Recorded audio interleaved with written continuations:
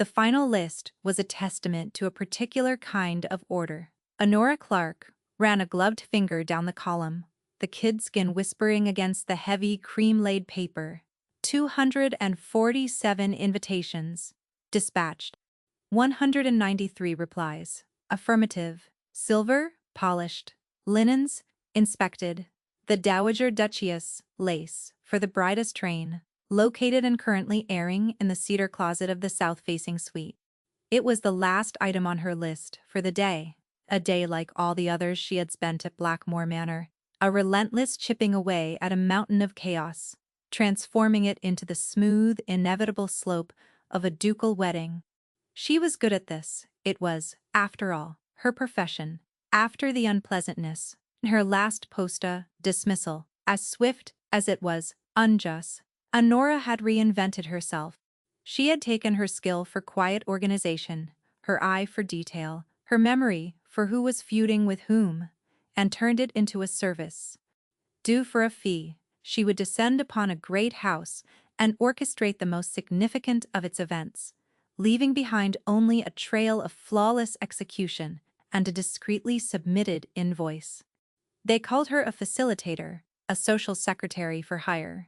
In her own mind, she was a ghost, the unseen mechanism that made the great clock of society chime on time. This particular clock, however, was housed in a case of unrelenting gloom. Blackmore Manor, the seat of the Duke of Marwood, did not sit upon the land so much as cling to it, a granite fist raised against the perpetually gray sea. Even now, in late autumn, with fires burning in every hearth she had commanded be lit, a persistent chill worked its way through the stone floors and into a persona's bones. It was a house that had been holding its breath for a very long time. Honora added a final note to her ledger query, the London florist again, regarding the white roses. The last shipment was unsatisfactory when the door to the small study she had commandeered opened without a knock. Lady Eleanor Sterling, the Duca's bride Toby, stood framed in the doorway. She was a masterpiece of the current style. From the intricate coils of her pale blonde hair to the delicate pout of her rose-petal lips. She was also, Honora had learned over the past 6 weeks, a creature of profound and casual cruelty. Miss Clark," she said, her voice a confection of sugar hiding a shard of glass. Still scribbling in your little books? One would think you were managing the exchequer, rather than a simple country wedding." Honora rose slowly, her posture a carefully constructed wall of professional deference. "Your ladyship. I was just finalizing the arrangements for the musicians' traveller." Lady Eleanor drifted into the room, trailing a scent of expensive French perfume that did nothing to warm the air. She picked up one of Honora's lists, her gaze skimming it with theatrical boredom, so much effort. She let the paper flutter back to the desk. My mother simply told the housekeeper what was required, and it was done. The implication was clear. Both the house and its hired help were deficient. It was Lady Eleanor's favorite theme. "His Grace's household has been without a mistress for some time," Honora said, her tone meticulously neutral. And his staff is a small." It was the most diplomatic way she could phrase the truth. That the house was run by a skeleton crew of aging servants, loyal to the memory of the Duca's late parents, and that the Duke himself seemed to have little interest in the mechanics of his own life. It will be my first order of business to correct that," Lady Eleanor said, her eyes flicking around the Warren study. "This room, for instance. It is dreadfully dreary. It must go." She smiled, a small sharp thing, much like the people who occupy it, I suppose, a familiar coldness, entirely separate from the menorah's chill, settled in Honora's stomach. She had been a governess to a family not unlike this one, full of the same careless assumptions of power. She had been dismissed without a reference, because the master of the house had made an unwelcome advance, and she had refused him. The mistress, for her own reasons, had chosen to believe Honora was the seducer. The world of people like Lady Eleanor did not have space for the truth when a convenient lie would suffice. She learned her lesson. Never be in a position where your word is weighed against theirs. Never be anything but indispensable, unimpeachable, and invisible. I am sure you will make many improvements. Your ladyship, Honora murmured, turning back to her desk as a clear signal of dismissal. It was a risk, but she was tired. Lady Eleanor's eyes narrowed. The pretense of airy charm fell away. You are a servant, Miss Clark. Remember that. You are here to do my bidding, and the Duca's. Your purpose is to be useful, not comfortable. She gestured at the fire Honora had asked the footman to light in the small grate. You will be gone in 2 weeks. Do not get accustomed to the warmth. The words hung in the air long after she had swept from the room. Honora stood perfectly still, listening to the sound of the wind rattling the window frames and the distant crash of the waves against the cliffs below. She looked down at her hands, which were clasped tightly on the ledger. She was not trembling. She had trained herself out of such reactions. She was useful. It was the highest praise she could hope for, and the deepest insult. It was the word for a horse that did not need to be fed, for a tool that could be left out in the rain. With deliberate, measured movements, she picked up her pen, dipped it in the inkwell, and drew a neat, firm line through the last item on her list. The task was done. For a moment she allowed herself to feel the satisfaction of it, the small, clean victory of order imposed upon a universe of entropy, but the cold remained, and outside the study, the great, sad house kept its silence. The Duke of Marwood was a man assembled from a collection of disconcerting contradictions.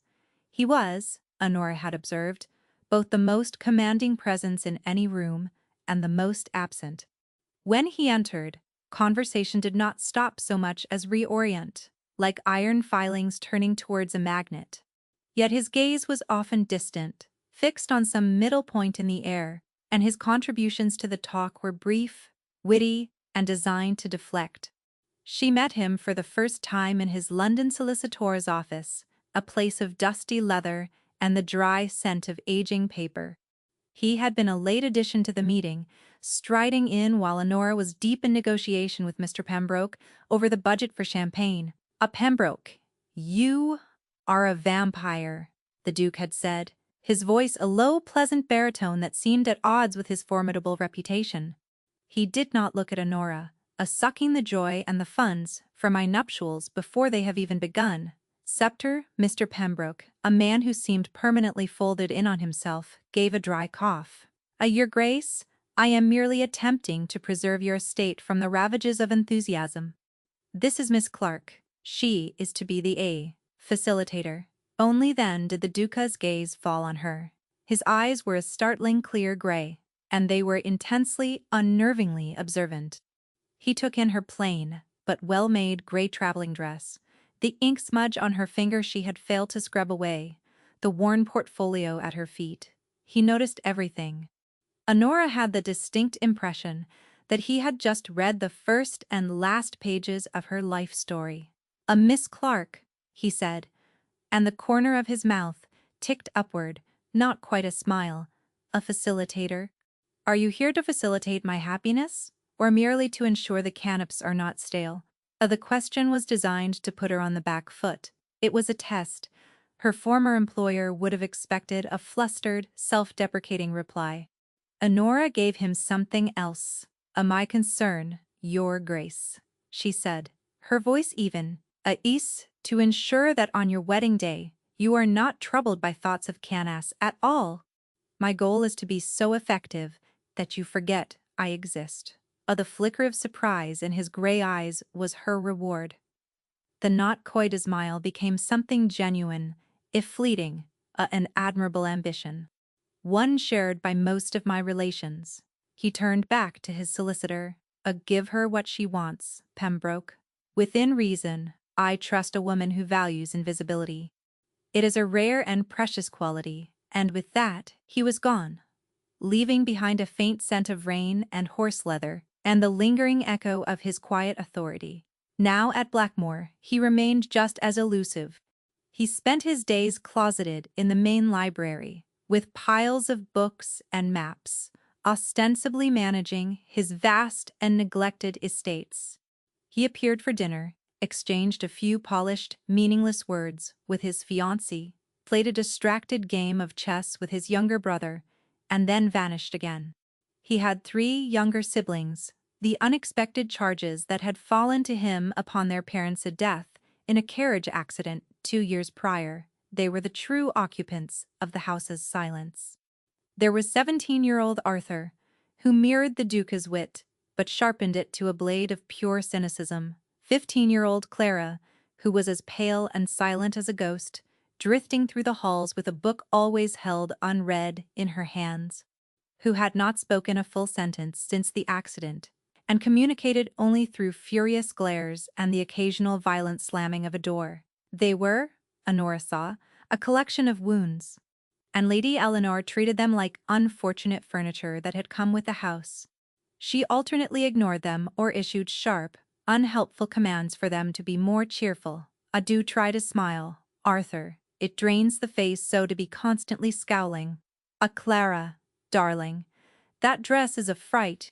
We must get you to London, for heaven's sake. Can someone make that boy stop lurking at the Duke?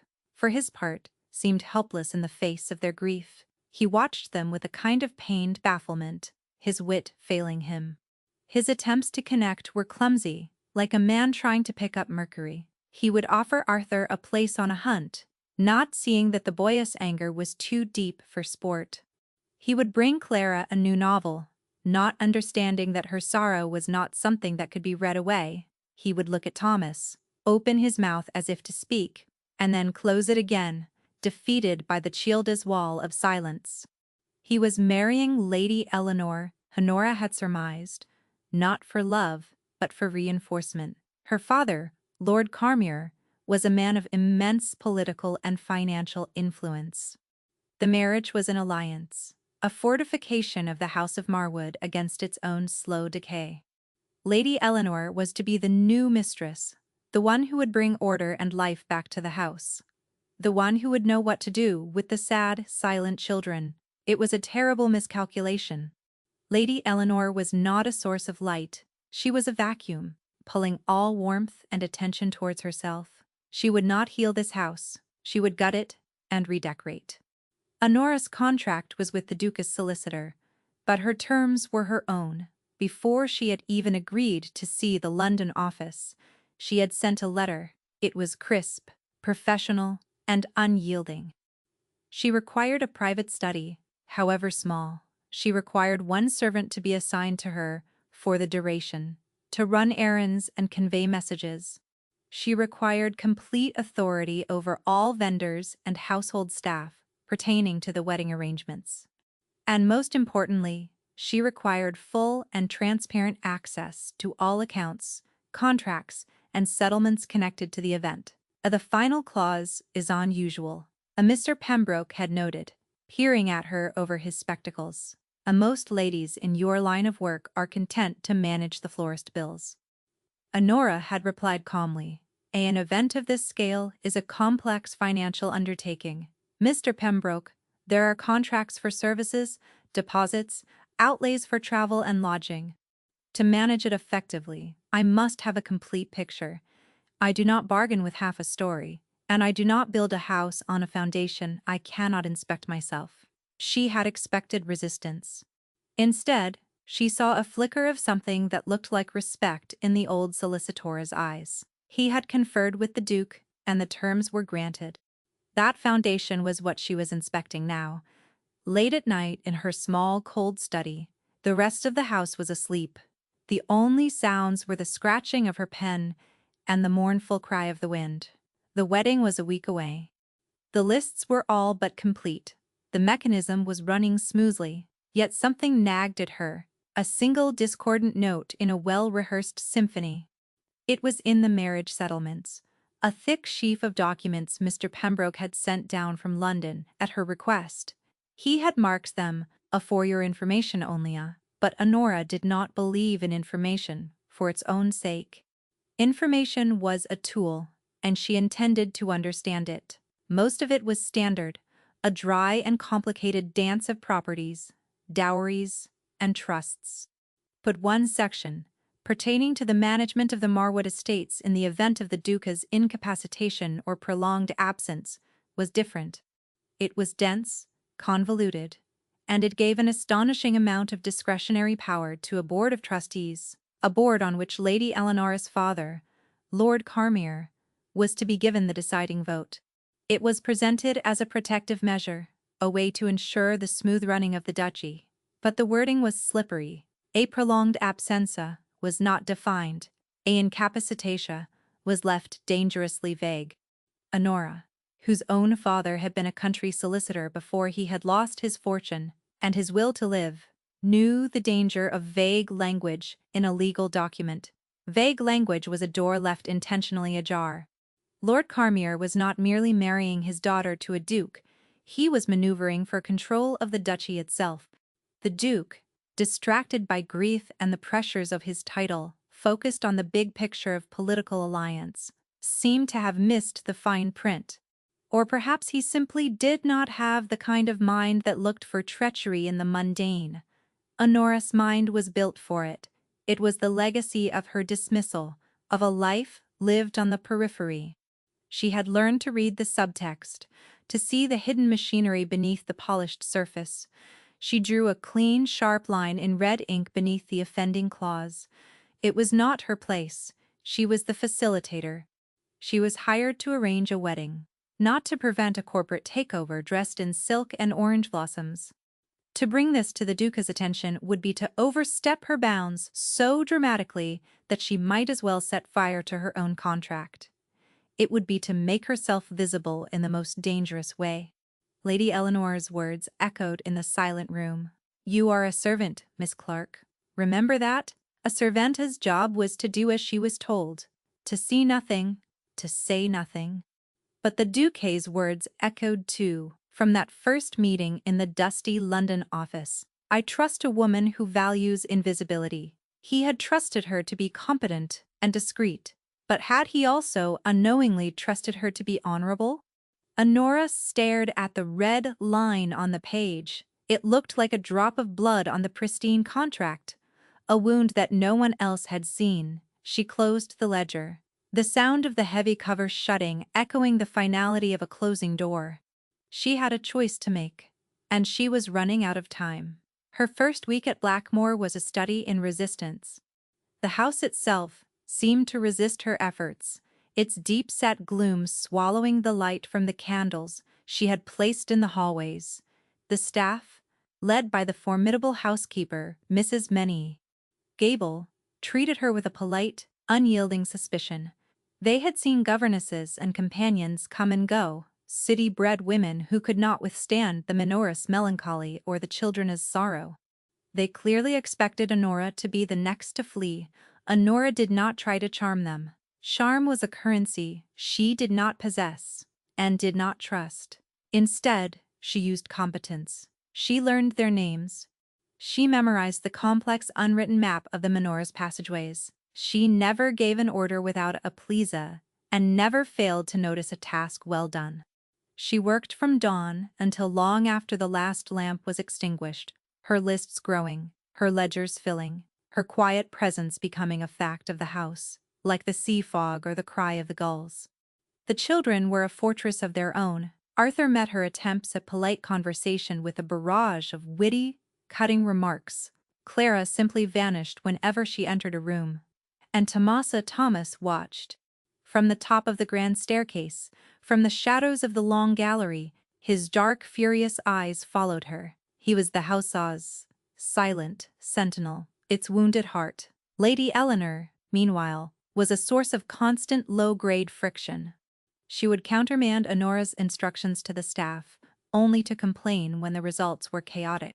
She would request impossible things: fresh strawberries in November, a string quartet from Vienna on 2 days' notice, and then accuse Honora of incompetence when they could not be procured. It was a war of 1,000 paper cuts, designed to undermine Honora's authority and remind her of her place. Honora simply documented everything, every request, every cancellation, every contradictory order. Her ledgers were her shield and her sword. They were the truth inarguable and written in her neat, clear hand. She did not try to win over the children, she simply made space for them. One afternoon, she found Clara in the library, staring at a shelf of Morocco-bound poetry, her hands clenched at her sides. The girl was vibrating with a silent, frustrated energy. The late Duchess had a fondness for the Italian poets, I believe, Honora said quietly. Not looking at Clara, but at the books. It is a pity. My Italian is not strong enough to appreciate them in the original. Clara said nothing, but her shoulders lost a fraction of their tension.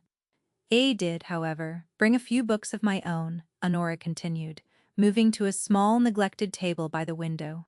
She opened her own worn traveling case and took out a slim volume. It is a German book of folk tales, rather grim most of them, but the language is beautifully precise. I find it soothing. She placed the book on the table, next to a German dictionary. Then she walked away, leaving the invitation hanging in the air. 2 days later, she entered the library to find the book gone. Later that evening, she saw Clara, curled in a window seat in the gallery, the German dictionary open in her lap, her finger tracing the dense, foreign script. It was not a conversation, not a friendship, but it was a beginning. A curtain pulled back an inch. She found her opening, with Arthur in the billiard room. He was practicing a difficult shot, his handsome face, so like his brother's, tight with concentration. You have a good eye, Honora said from the doorway. He didn't look up. The last governess said, I had a good heart. She was a fool. He missed the shot, the balls clicking angrily. I have no opinion on your heart, Mr. Arthur, Honora said. But your stance is unbalanced. You are putting too much weight on your front foot. It is a question of physics, not morality. He straightened, finally looking at her with a spark of interest in his cynical eyes. My father believed a lady should be able to calculate odds and defend herself. He taught me chess and billiards. He was a man of unusual priorities. He sounds infinitely more interesting than my father, Arthur muttered, chalking his cue. My father believed a gentleman should know how to sit a horse and little else. Your father also assembled one of the finest libraries in the north. Honora countered gently. Perhaps he believed a gentleman should also know how to read. Arthur stared at her, his usual armor of wit momentarily pierced. No one has said that before. He gestured with his cue. Show me. Honora stepped forward, took the cue he offered, and lined up the shot he had missed. She adjusted her stance, her movements fluid and economical. The balls cracked together a clean, satisfying sound, and the target ball dropped neatly into the corner pocket. She handed the cue back to him. A physics, she said, and left him there. Thomas was the hardest. He was a small, dense knot of rage. He communicated by breaking things: a vase, a toy soldier, a window pane in the conservatory. After each act of destruction, he would retreat to his room and barricade the door. Lady Eleanor wanted him sent away to school. The boy is a savage. He needs discipline. The Duke looked pained. He is 10 years old, Eleanor. He is grieving. He is making a nuisance of himself. She had snapped, her voice sharp. Honora watched and waited. One afternoon, Thomas's fury was directed at a tapestry in the long gallery, a depiction of a mythical hunt. He had taken a pair of shears from a sewing basket and was methodically snipping the threads of a unicorn's leg. Honora did not shout. She did not try to take the shears away. She walked over and sat on a bench nearby. She waited. After a few minutes, the boy's frantic energy subsided. He dropped the shears, his small shoulders heaving. Honora picked up a fallen piece of thread, a vibrant, shimmering blue. That is a beautiful color, she said softly. It is called cerulean. It was very expensive to make in those days. They had to grind up stones from a faraway land. Thomas glared at her, his face streaked with tears and dirt. My mother taught me how to mend tapestry, Honora went on, as if speaking to herself. She said it was like mending time. You have to find the original pattern, Even when it has been torn, you have to follow the threads back to where they began. She looked at the mangled unicorn. It takes a great deal of patience. And a very steady hand. She placed the blue thread on the bench beside her and stood up. The damage is done, she said, her voice devoid of judgment. And now comes the choice. To leave it broken, or to begin the work of mending. She left him there, alone with the broken tapestry and the single blue thread. She did not know if she had reached him. She only knew that she had offered him a different story, a different way to think about the hole that had been torn in his world. The Duke watched all of this from a distance. Honora was aware of his gaze. A weight she felt on the back of her neck as she crossed the great hall, a stillness she sensed when he paused in the library doorway. While she worked, he said little, but she knew he was observing. He noticed the book had moved from her case to his sister's hands. He noticed his brother's billiard game improving. He noticed the silences from Tomasa's room were less frequent, less absolute. He began to seek her out, ostensibly to ask about wedding preparations. A Miss Clark, a question about the wine selection. He found her in the conservatory, where she was inspecting the wilting camellias. Believe the sommelier's recommendations. Are sound, Your Grace, she said. Her attention on a brown-edged leaf. Though I would suggest a heavier claret for the main course, given the season. A sensible choice, he said. But he made no move to leave. He stood looking out at the gardens, which were being lashed by a cold autumn rain. This house, it does not take kindly to winter. It is a stone house on a cliff by the sea. Your Grace, Honora said, turning to face him. Was built for defense, not comfort. Its nature is to be cold, and can its nature be changed? He asked, his gray eyes fixed on her face. It was not a question about architecture. One can light fires, Honora said simply. One can open the curtains to let in the sun, when it appears. One can fill the rooms with people and music, but the stone remains. You cannot change the nature of the thing, Your Grace. You can only choose to live with it differently. A long silence stretched between them, filled only by the drumming of the rain on the glass roof. My fiancé finds the house oppressive, he said at last. Lady Eleanor is accustomed to the comforts of the city. Honora offered a neutral statement of fact. On you, Miss Clark. What are you accustomed to? The question was personal, a deliberate step over the line of their professional relationship. Honora thought of the series of cold rooms she had occupied in her life, of the constant need to prove her worth, of the gnawing loneliness that was her most constant companion. I am accustomed to making the best of the circumstances in which I find myself, Your Grace, she said. Her voice was steady, her composure, a fortress. She had built stone by stone, held firm. It is a useful skill. He looked at her for a long moment, and the expression in his eyes was something she could not decipher. It was not pity, nor was it mere curiosity. It was a look of profound, startling recognition, as if he were seeing not the efficient facilitator, but the woman who had built herself from the wreckage of another life. Yes, he said, his voice quiet. I am beginning to see that it is from that moment something shifted between them. The Duca's visits to her study became more frequent. The pretense of wedding business grew thinner.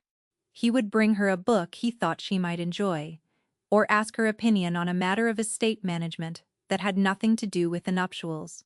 He was, she discovered, a man starved for a conversation that was not freighted with expectation. With her, he did not have to be the grieving son, the burdened duke, the baffled guardian, or the witty suitor. He could simply be a man in a room, talking to a woman who listened. This new fragile intimacy did not go unnoticed. Lady Eleanor's smiles became more brittle, her comments more pointed. She began to refer to Honora in the third person, even when Honora was standing right there. Tell the woman we will require the blue china for the rehearsal dinner, she would say to a footman. It was during one such moment that the first crack appeared in the Duca's carefully controlled facade. They were in the drawing room before dinner. Lady Eleanor was complaining about the placement of the flowers Honora had arranged on the mantelpiece. They are entirely wrong," she declared. They are too severe. The woman has no sense of romance. The woman has a name. Eleanor," the Duke said, his voice quiet but carrying a sudden sharp edge. "And she has followed your instructions to the letter. You specified white lilies." Lady Eleanor's mouth opened and closed. She was not accustomed to being contradicted, least of all by him. Well," she stammered, perhaps I have changed my mind." Then I suggest you inform Miss Clark yourself," the Duke said, turning back to his book. She is not a mind reader." The silence in the room was absolute. Arthur hid a smile behind his hand. Clara looked up from her needlework with wide, curious eyes. Lady Eleanor's face was a mask of fury. Honora, standing near the door, felt a wave of heat rise to her cheeks. She had been defended.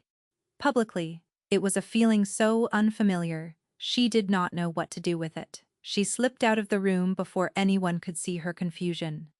Later that night, as she worked on the final seating chart, a task as complex as any military campaign, was a soft knock on her study door. It was the Duke. "I came to apologize," he said, standing in the doorway, looking awkward and out of place. For Eleanor's behavior it is not necessary, Your Grace," Honora said, keeping her eyes on the chart. "I am employed by you.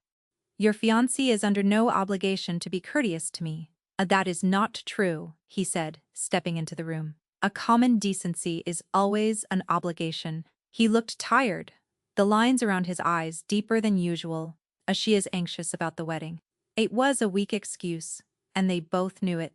She wishes everything to be perfect," Honora said, offering him an easy retreat.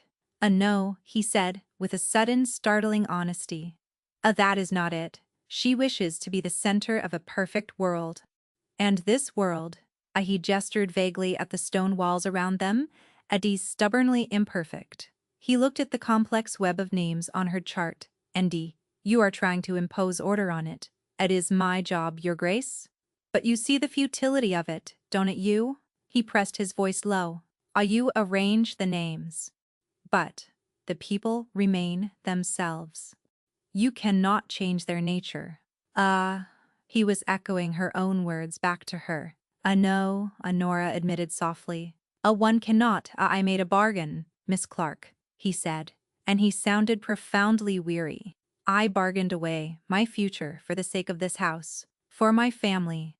I thought I was being pragmatic. I thought I was making a sensible choice." He looked directly at her, and his gaze was raw. "I'm beginning to suspect I have made a terrible mistake." It was a confession. A dangerous, ruinous confession, spoken to the one person who should not have heard it. Honora's heart hammered against her ribs. This was the precipice. One wrong word from her, and they would both fall. She had to be the professional, the facilitator, the ghost. "It is late, Your Grace," she said, her voice betraying none of the turmoil she felt. "You are tired." The strain of the past few weeks has been immense for everyone. He searched her face, looking for something, a crack in her composure, a shared flicker of the feeling that was arcing between them. She gave him nothing. She was a smooth, impenetrable wall of competence. Disappointment clouded his eyes. He nodded. A sharp, jerky movement. "You are right, of course. Forgive the intrusion." He turned to leave. "Your Grace," she said, and he paused at the door. She had to say something, not for him, but for herself, for the woman who had been unjustly dismissed, for the girl who had learned to read contracts like other girls read poetry of the settlements. She said, her voice barely a whisper. The marriage settlements. Have you read them?" Carefully, he turned back, his expression puzzled. Pembroke handled them. He said they were standard. Mr. Pembroke is a good solicitor," Honora said, choosing her words with extreme care. "But he is not the Duke of Marwood. The responsibility is ultimately yours." She met his gaze, holding it for the first time as an equal. Read them, all of them. especially the sections regarding the trustees. For a long, charged moment, he simply stared at her. The air crackled. He had confessed his heart to her, and she had replied with a warning about a contract. And yet, she could see in his eyes that he understood. He understood that this was her language. This was her way of caring. This was how she lit a fire in a cold house. Will, he said, and the words were a vow. The next day, Lady Eleanor played her hand. The victory she had been seeking was delivered to her, not through her own machinations, but through the simple, devastating innocence of a child. Thomas spoke. He did it in the middle of luncheon. The Duke was absent, closeted in the library with a mountain of legal documents. Arthur was being deliberately provocative. Clara was silent, and Lady Eleanor was holding forth on the lamentable state of the local peasantry. Honora was present only to ensure the service ran smoothly, a silent sentinel by the sideboard. Thomas, who had been pushing a piece of meat around his plate, suddenly looked up at Honora. His dark eyes were wide and clear. "A Miss Clark," he said, his voice rusty from disuse, but perfectly audible in the suddenly silent room. Will you read to me from the German book? The one about the tailor who tricked the giants." The entire room froze. Arthur's fork clattered onto his plate. Clara gasped. Lady Eleanor's, perfectly painted, face registered a series of emotions: shock, disbelief, and then a cold, calculating fury. Honora felt her blood run cold. This was it. The moment she had become too visible. "Of course, Thomas," she managed to say, her own voice sounding distant to her ears. "After luncheon." But Lady Eleanor was already rising from her chair. "Ah, absolutely not," she said, her voice trembling with rage.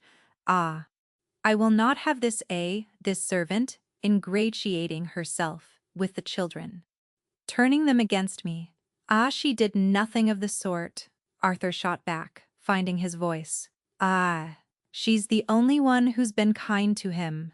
"Ah, kinda," Lady Eleanor laughed, a sharp, ugly sound. She is paid to be here. It is a performance, and it is over."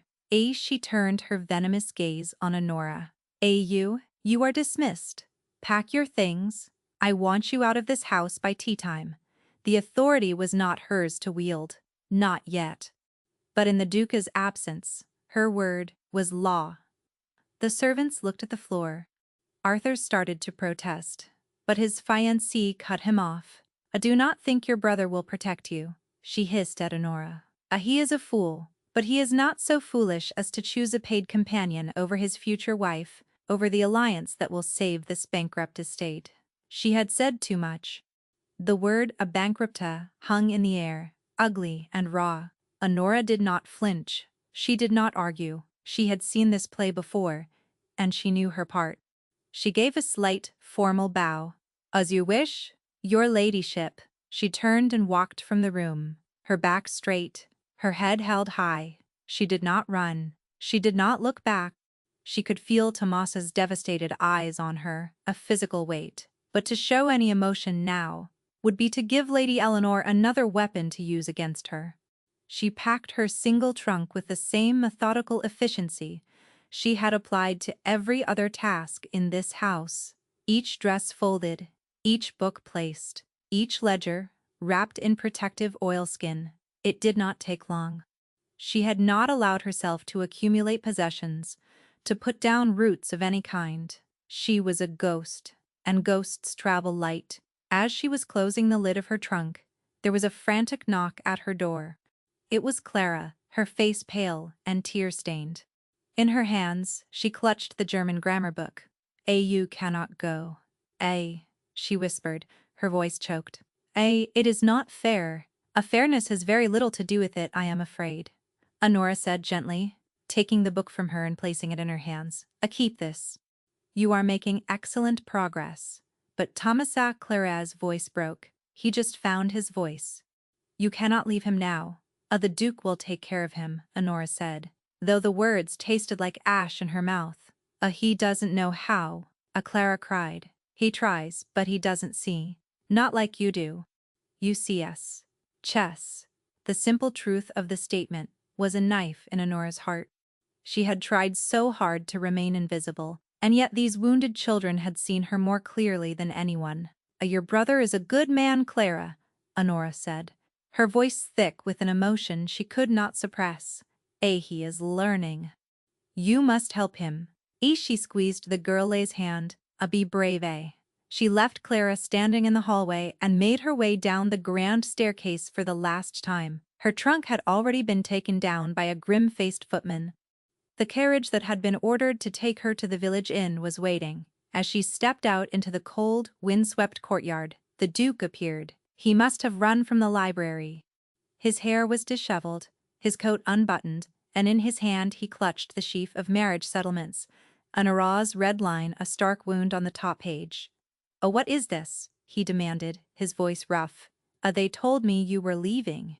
Lady Eleanor has dismissed me, Your Grace," Honora said, pulling on her gloves. The wind whipped a stray strand of hair across her face, and she tucked it back with a steady hand. She has no right," he said, his jaw tight with fury. She will be the Duchess of Marwood in a week's time," Honora stated. "A simple fact. She is exercising her authority in advance." It is efficient. The irony was lost on him. He was staring at her, a storm of emotions in his gray eyes.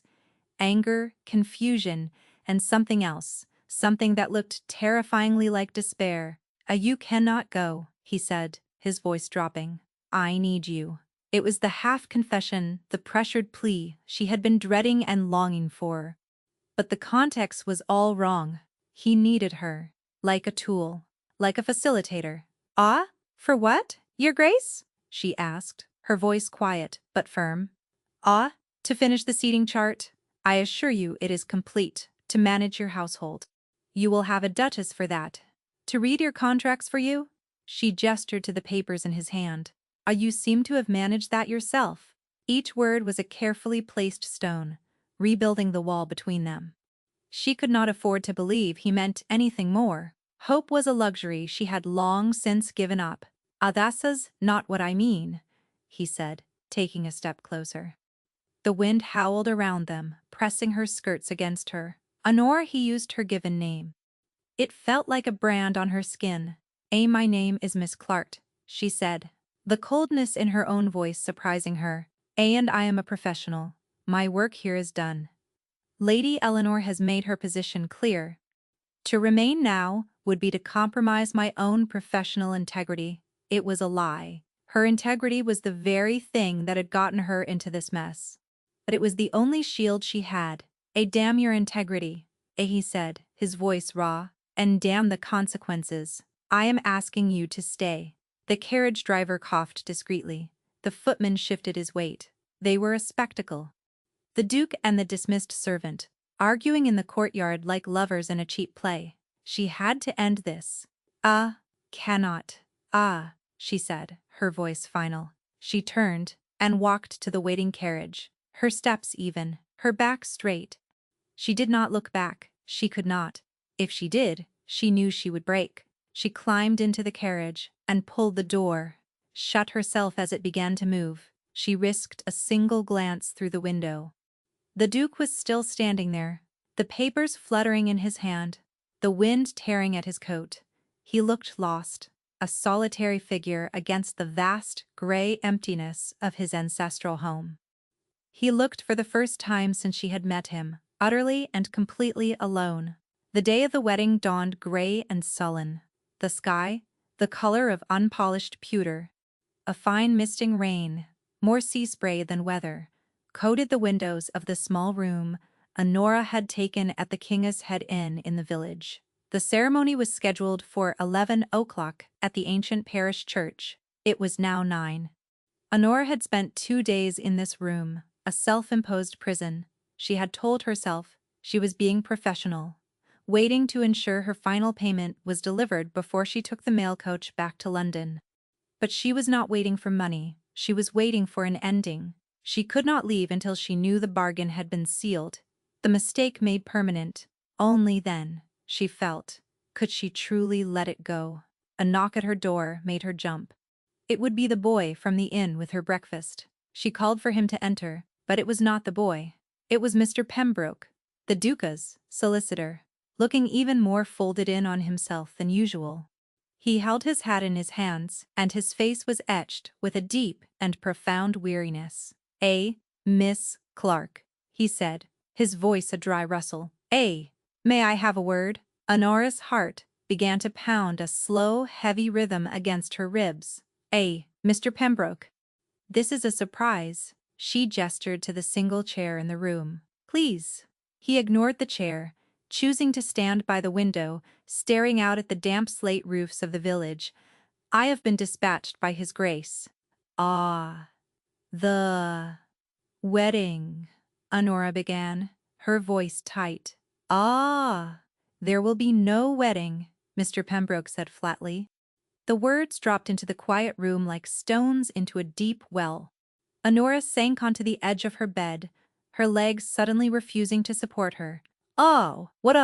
His Grace has called it off, the solicitor continued, his gaze still fixed on the dreary view. He informed Lord Carmere and his daughter late last night. The announcement will be in the London papers by tomorrow.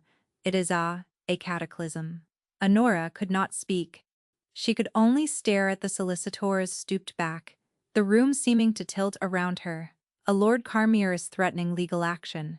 A Pembroke, went on his voice, a monotone recital of disasters, a breach of contract, slander. The word a bankrupta was apparently used. The girl, Lady Eleanor, has taken to her bed with a case of hysterics that can likely be heard in the next county. The Duke has barricaded himself in the library with a bottle of brandy and his siblings. The staff are in a state of panic. The chef is threatening to quit over the matter of a 20-pound salmon that now has no purpose. In short, Miss Clark, it is chaos. He finally turned to look at her, and his tired eyes held a glimmer of something she had not expected, a wry, almost pained amusement, of the very thing you were hired to prevent. Why, Honora whispered, why did he do it? He read the contract, Pembroke said simply. The one you marked. He stayed up all night, after you left. He read every line. Then he summoned me. We spent the next 24 hours in conference. He is a surprisingly astute study, the Duke. He has a mind for detail when he chooses to apply it. So she had been right. The trap was real. Lord Carmere's intentions were rapacious. The solicitor confirmed her unspoken thought. He was not acquiring a son-in-law. He was acquiring a duchy. His Grace would have been a guest in his own house within 5 years. He sighed, a sound like dry leaves skittering across pavement. The Duke has instructed me to offer you a bonus for your services. For your exceptional diligence, a bonus. He was paying her for saving him. The thought was so galling, so utterly wrong, that it jolted her back to herself. She stood up, her spine stiffening. I will not accept it, she said, her voice clear and cold. I was not employed to act as His Grace's legal advisor. I overstepped my bounds.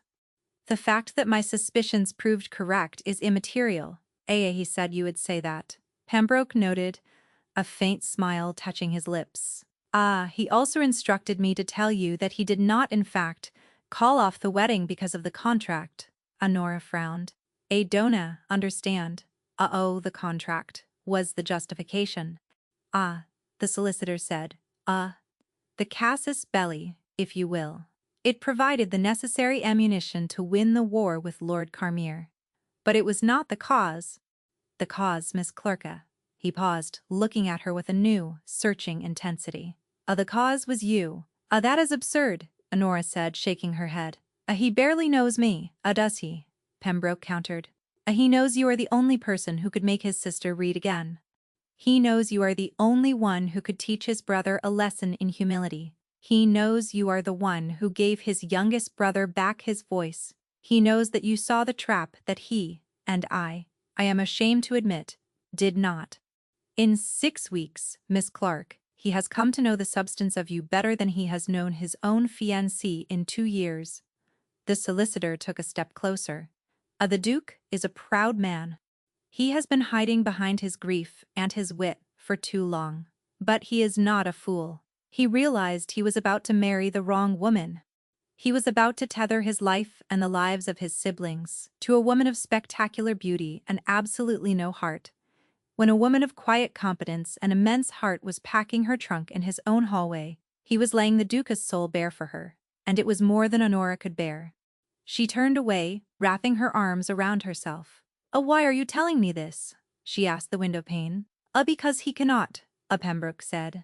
"He has created a scandal of epic proportions. He has ruined a young lady's reputation, no matter how deservedly, and made a powerful enemy. He is currently a pariah. He has no right to ask anything of anyone, least of all you. So he has sent me instead." To ask what?" Honora whispered. "To ask you to come back," Pembroke said, his voice gentle, not as a facilitator, not as an employee. He paused. "He needs an ally. The house is in chaos. The children are frightened. He is at sea. He does not know what to do next." It was the same plea as before. "I need you." But this time, it was different. This time, it was stripped of all power, all rank. It was not a duke commanding a servant. And it was a man asking for help. A has made his choice," Honora said, her voice shaking. Now he must live with the consequences." Indeed," Pembroke agreed. But must he live with them alone?" "He told me something before I left," he said. "I have spent 2 years living in a cold house, and I did not even realize how cold it was until Miss Clark lit a fire. The fires are out, Miss Clark. The house is colder than ever." The solicitor placed a document on the small table by the door. It was not a contract. It was a simple, single sheet of paper. "A deed. He has instructed me to give you this," Pembroke said. "It is the deed to a small property on the estate, a cottage, with a modest income settled upon it for life. No strings attached. He said you deserved a place to be warm." Honora stared at the deed. A home, a place of her own, the one thing she had never allowed herself to dream of. It was a bribe, a payment, a king's ransom for her services. And it was an apology. She looked from the deed to the old solicitor's tired, kind face. She thought of the cold manor on the cliff, of the 3 wounded children, of the man who was smart enough to see a trap in a contract, but not smart enough to see the trap of his own life, until it was almost too late. She thought of Tomas's small voice, asking for a story, of Clara's hand in hers, clutching a German grammar, of Arthur, for once, not smiling cynically. "You see us." It was the most devastating compliment she had ever received. She picked up the deed. The paper was heavy, official. It was safety.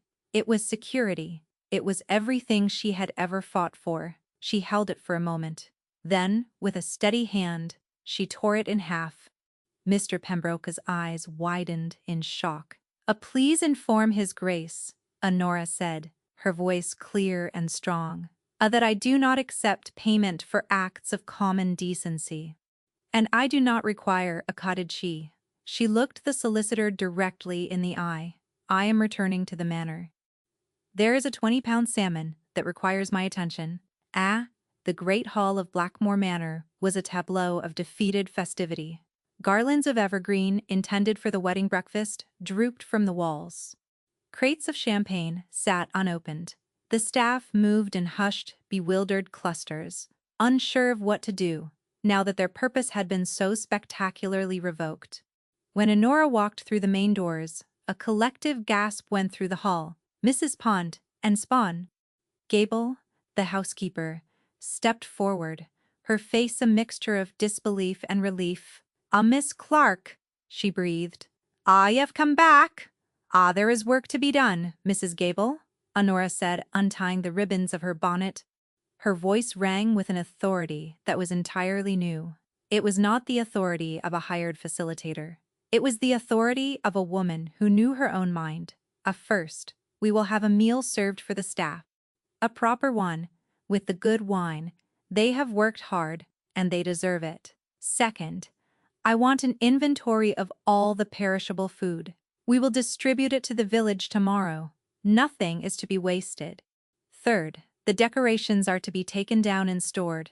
Carefully, there will be other occasions. She was issuing orders, not making suggestions, and the staff, who had resisted her for weeks, now flew to obey. They had been adrift in a sea of chaos, and she had just given them a compass. She found the children huddled together in the small morning room, a united front of misery. Arthur was trying to be stoic. Clara was crying softly into a handkerchief, and Thomas was sitting on the floor, staring blankly at the wall, his newfound voice lost again in the catastrophe. When they saw her, they all stood up. You came back," Arthur said, his voice rough. "I did," Honora confirmed. She knelt down in front of Thomas, ignoring the fine fabric of her traveling dress. She took his small, cold hand in hers. Thomas," she said softly. It is all right to be sad and confused. But you must not go back into the silence. We need your voice. I need your voice. Will you promise me you will not hide it away again?" He looked at her, his dark eyes searching her face. He nodded, a small, jerky movement. Then he leaned forward and put his arms around her neck, burying his face in her shoulder. His small body trembled. Over his head, she met the tear-filled eyes of his sister and the astonished gaze of his brother. She had not just returned to the house. She had returned to them. She left them with the promise of a proper tea and a story, and went in search of the Duke. The library was dark, the heavy velvet curtains drawn against the faint afternoon light. A single branch of candles burned on the massive desk, casting long, dancing shadows. The room smelled of old leather, beeswax, and brandy. The Duke was sitting in the high-backed chair behind the desk, his figure mostly in shadow. The bottle of brandy was half empty. He did not look up when she entered. "A Pembroke has failed," he said, his voice thick and slurred. I told him to make you take the deed. I told him to make you safe. I do not need you to make me safe, Your Grace," Honora said, walking slowly towards the desk. He flinched at the title. "Don't call me that," he muttered into the shadows. "I am not a duke. I am a fool who has ruined everything. You have averted a disaster," Honora corrected him. You have saved your estate and your family from a man who would have consumed you both. That was not the act of a fool. I have brought scandal and disgrace to this house," he countered, his voice rising. "I have humiliated a woman publicly. I have broken my word. I am no better than my father, making grand, ruinous gestures." Honora reached the desk and stood before him, a petitioner in reverse. Your father, as I understand it, gambled his fortune away on horses and bad investments. You have made a difficult, costly choice to protect the people you are responsible for. The two things are not the same." He finally looked up, and the candlelight caught the raw misery in his face. She is gone. The one person who saw the truth of this place, and I drove her away. "I am not gone," Honora said softly. "I am here." He stared at her as if she were the ghost she had once aspired to be. He slowly, unsteadily, got to his feet. He was a large man, and he seemed to fill the shadowed space. Why?" he whispered. Why did you come back? I offered you a home. An escape, because you offered me a cage, however gilded," Honora said, her voice trembling for the first time. You offered me safety, when what I wanted was a place at the table. You tried to pay me for doing what was right, as if honor were a commodity to be bought and sold." Her own anger surprised her, a fierce, protective flame. Do you think so little of me? Did you think my integrity could be purchased with a cottage?" No," he said, his voice hoarse. No, I think you are the most honorable person I have ever met. And I did not know how to honor you in return." He took a step around the desk, closing the distance between them. "I was a coward. I hid behind my duties, my title, my bargain with Carmere. I saw what you were doing for my siblings, for this house.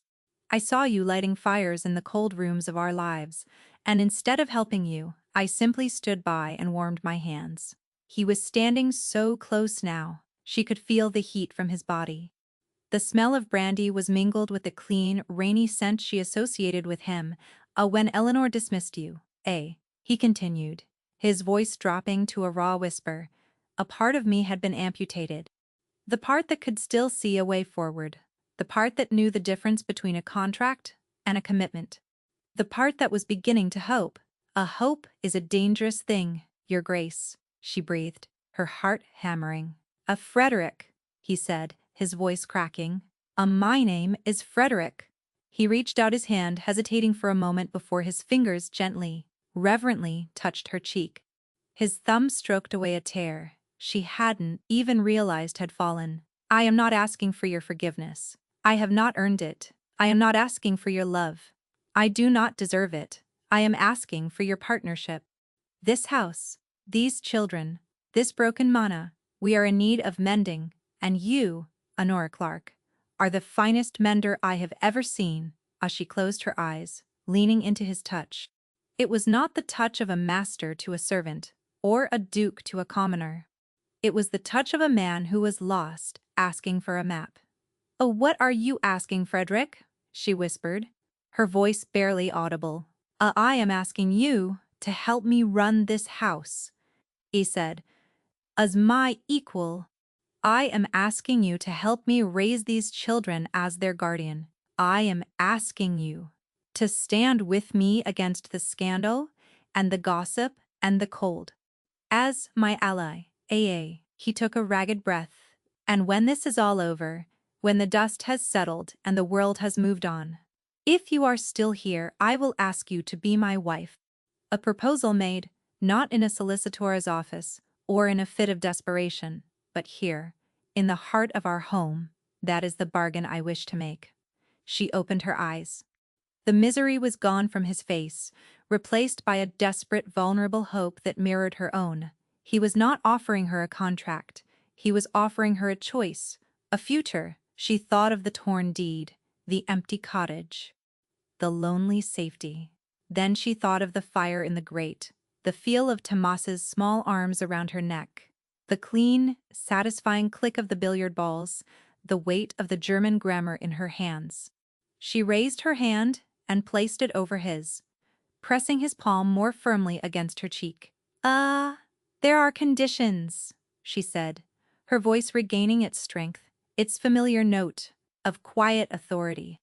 A slow smile, the first genuine smile she had ever seen from him, spread across his face.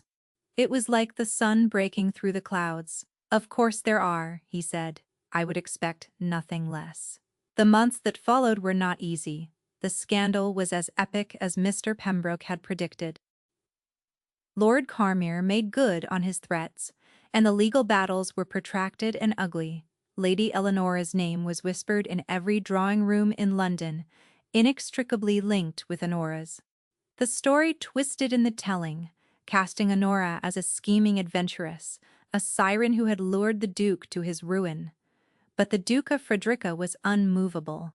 He stood by Honora's side, a silent granite wall against the tide of gossip. He did not defend her with flowery speeches. He defended her with his presence, his unwavering public respect.